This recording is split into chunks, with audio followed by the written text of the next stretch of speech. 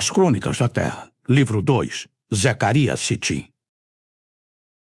Bom, vamos começar a nossa análise de um dos maiores mistérios da história.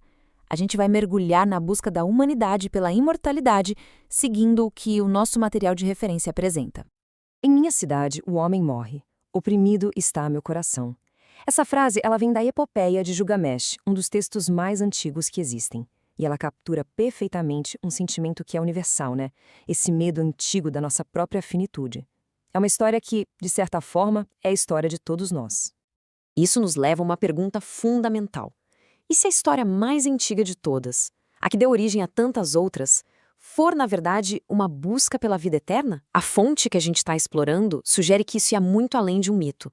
Era uma verdadeira obsessão, uma que moveu os reis mais poderosos da história. E para começar, vamos focar em dois governantes lendários. Eles foram separados por séculos, mas estavam unidos por um objetivo que parecia impossível. De um lado temos Gilgamesh, rei de Uruk.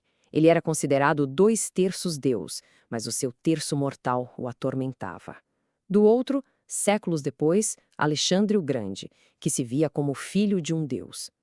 Ambos não se contentaram com seu status. Eles partiram em jornadas épicas, buscando um lugar físico, seja a montanha dos deuses ou a fonte da água da vida. O interessante é que, no fim das contas, a imortalidade foi negada aos dois por guardiões divinos. Agora, vamos para as pistas. A fonte argumenta que essas buscas não foram em vão. Elas levaram a lugares reais, lugares que existem até hoje na Terra. E nesses lugares, existem monumentos tão gigantescos que desafiam qualquer explicação lógica. E o epicentro desse mistério talvez seja a antiga plataforma de Baalbek, no Líbano. As lendas da região dizem que o lugar foi construído na época de Adão, por uma raça de gigantes. E honestamente, quando a gente olha para a escala da construção, essa ideia de algo não humano começa a parecer plausível. 1.200.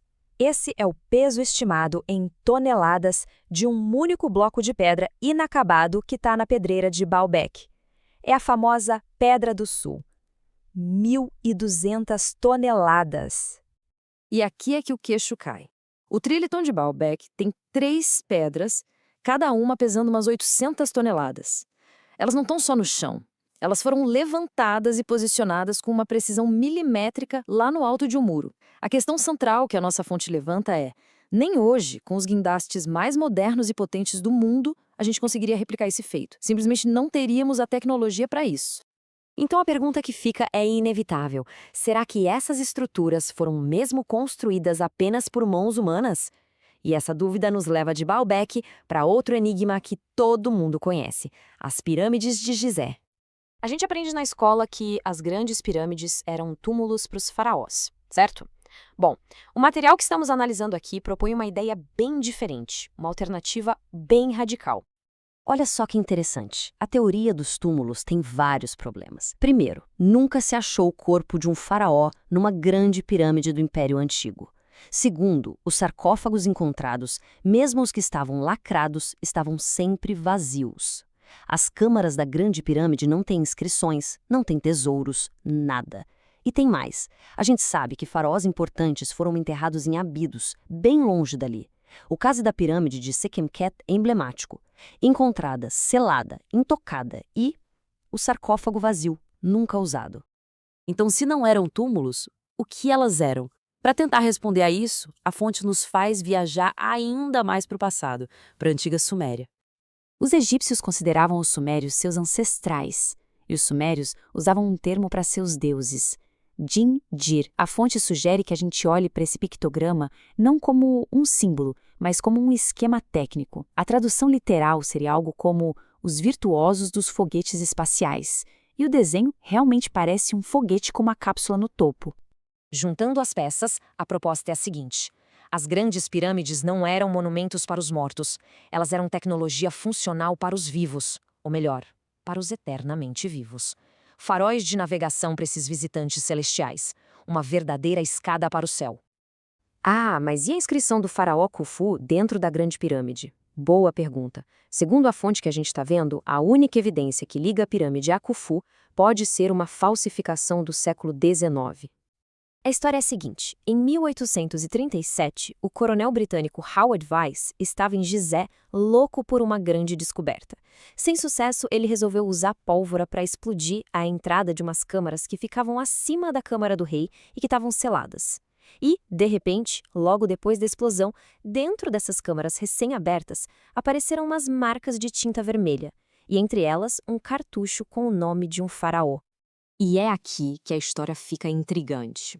A fonte alega que quem pintou essas marcas cometeu um erro crítico e muito revelador.